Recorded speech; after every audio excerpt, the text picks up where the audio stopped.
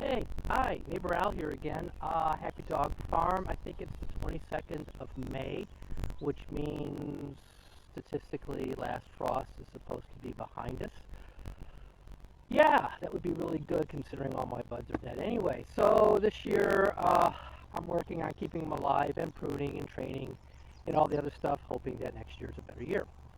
Today I want to talk a little bit about my trellis posts and what I learned in the evolution. I've gone through 2 generations so far, and I'll probably go through another soon. So I just want to talk about that and show you some of the things I did. Uh, First and foremost, if you look around, what I'm using is high tensile wire, like you would buy from a fencing store. I buy a lot of my stuff online from Kenkove, KENKOVE.com, and I get the wire from Tractor Supply because it's like really heavy, and it's cheaper to do it that way. And what these are is really short fence sections. It's sort of an aggregate of different styles. I'll show you what I consider to be mistakes I made, and then you can work out the finer points of how you want to do it.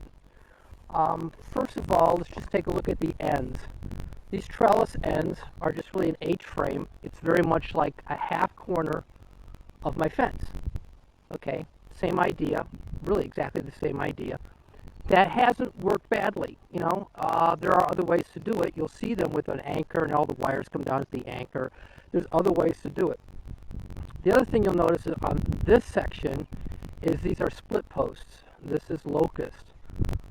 That was a mistake.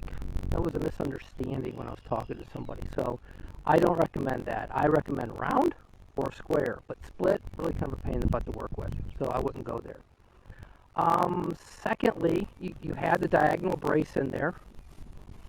Crosses over, lots of loops, 2 crimps. That's working just fine. That latches off to the pins. You've got to have the pins for the cross arms. So you have a pin there, there's a pin in here, it's kind of buried down in there, but you also have a bottom pin down there for the wire to latch onto. There's 2 ways to tie off your wire on the end. One is you put a loop on it and you double crimp it. Yes, that works. I don't like it. I really don't. I found it just to be another laborious to do. Kenkove has these really neat little gripples. You drill your hole, you pull the wire through, you slide on the gripple, and you whack it through, and it grabs it. When it comes time, you say, I don't want this wire here. You cut it from here, you pull the wire through, you pull it out again, and you can recycle this part. I like those a lot. They just really speed it up. I'm usually installing fence wire by myself. It just makes things simpler. Now, tensioners. You got 2 things here. You have a tensioner and you have a spring. We'll talk about where this is later. For one, this is loose. I know it. Please don't ping me on it. But the tensioner does just that. It pulls it tight. The spring allows for weight load and whatnot to change and maintain a relatively even pressure on the wire. Obviously, from seasonal changes, this has been up for 3 years. It's time to crank it down a little bit and slip it. Later on, I'll show you how you assemble these things on the wire, especially putting this on. You'll notice that this one is on an end inside of the trellis. That's a good point. When you build fences, you normally put your tensioners in the middle, and so you're pulling from both sides.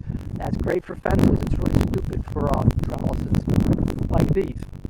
Why? Because I really just gave up a hole in the ground. This is pretty precious real estate, and I just gave up some of my real estate for a tensioner, and there's no reason for it to be here. So, rule number 1, put your tensioners inside of the braces. Put them on the back end or close to the brace because you're going to give up a hole for the tree. So that's like rule number 1. Rule number 2, tensioners. There's lots of different styles out there. Okay? Lots of different styles. These 2 are the same. I wish I had some that were different right at hand. Whatever you do, get the same kind. Don't mix and match because each one needs a tool to tighten it.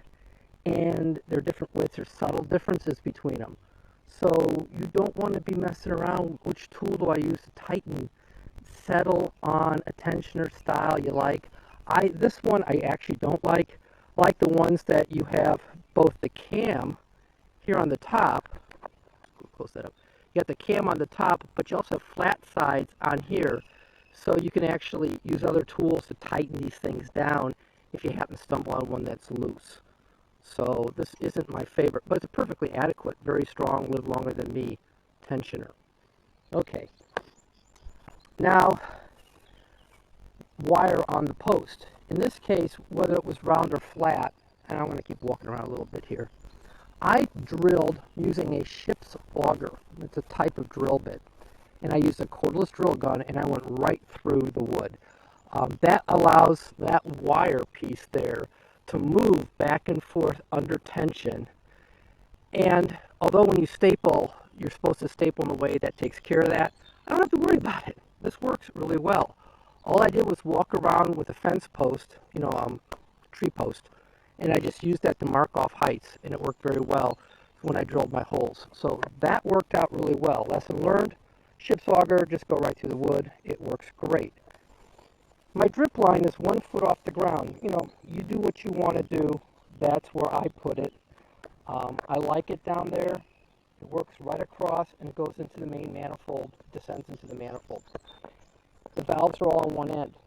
If I'd been really, really smart, I would have put all the tensioners and the valves all on the same end. So then all your business is on one end.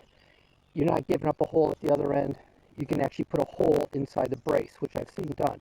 It's a hole. It's real estate. You did all that work to put it together. Why not use that space? Walking down a bit, this is my second installation. One thing you'll notice right away, the cross arms are a lot higher. Dig it? Why? If I wanted to put a tree underneath it, it doesn't get away the tree so soon. What the heck? So I put the cross arms higher. To do that, I had the help of a friend, and I also used the front end loader on my tractor to lift them up there while we pounded the pins in. See the pins on the ends? There you go. Again, the same thing. You got a figure 8 to tension this. I'll be showing you the tools I use to do that later on. There's my valve for the drip line, 1 foot off. Holes drilled through. A cordless drill gun with a ship's auger, you can get a tremendous lot done. I started out of here with a generator and a drill gun, and it turned out those ship's augers go through this. This is black locust. It's a pretty hard wood. It was sweet. So I had no problems with that. If you're using pressure treated, you may want to talk to somebody. I don't know. If you have galvanized, high tensile, I don't think you'll have too much of a problem with corrosion. But you might talk to them about the materials that you put in contact with that pressure treat. Again, now here I got a nice, long, clean run. No tensioners, stealing space. I do sometimes use the drip line for tying string off onto to train limbs. This line is 2 feet off the ground. This line is 2 feet off the ground. I can put one more 2 feet off the ground. Ultimately, I can get to 8 foot. And that's what this was all about, was I can get up to 8 foot. They are taller than the first installation. Lessons learned. I really did want to be able to go up higher if necessary, so they're taller. Now, you can see as we walk up, this guy's a little wobbly-cockered. Oh, there's my tensioners, okay, and my springs.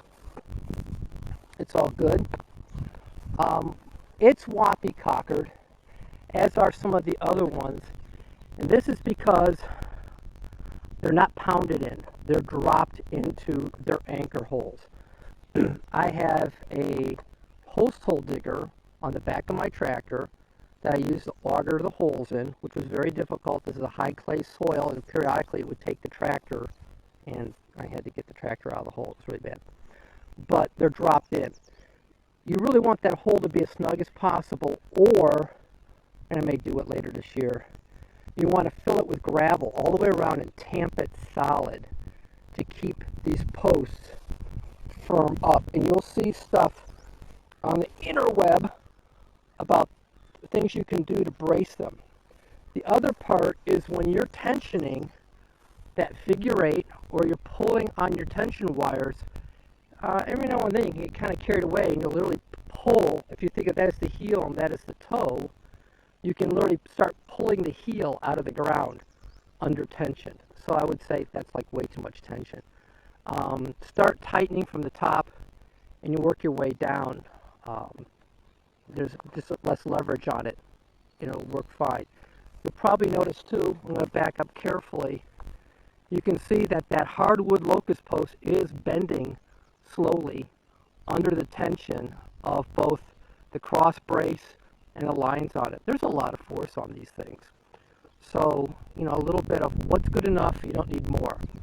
I have roughly 30 feet between line posts, that's the middle post. That's working fine. These aren't supporting a lot of load per se. They're mostly keeping the wind from beating my trees up. I'm looking forward to today. They're supporting a heavy crop. We're not there yet. Sorry. Anyway, so I talked about the different style of tensioners. I'm walking down here to see if I can see one. Yeah. You notice this tensioner has a flat side on it.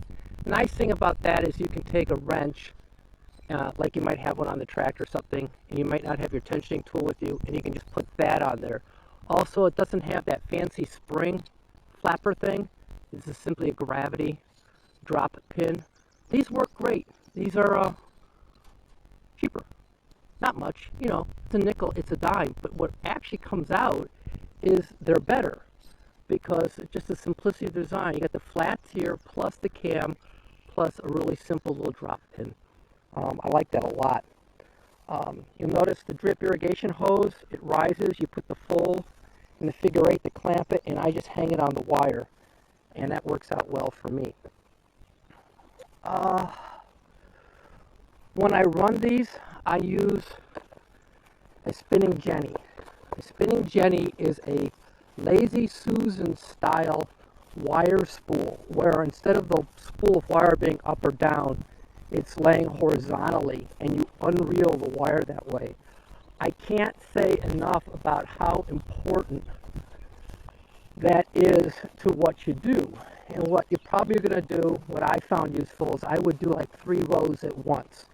I put the jenny in the middle on the end of one row, and then I start walking the wire through the holes, and I'd sew it up and do the next one. And you get enough spread. This is my spinning jenny. I leave it out here for the winter.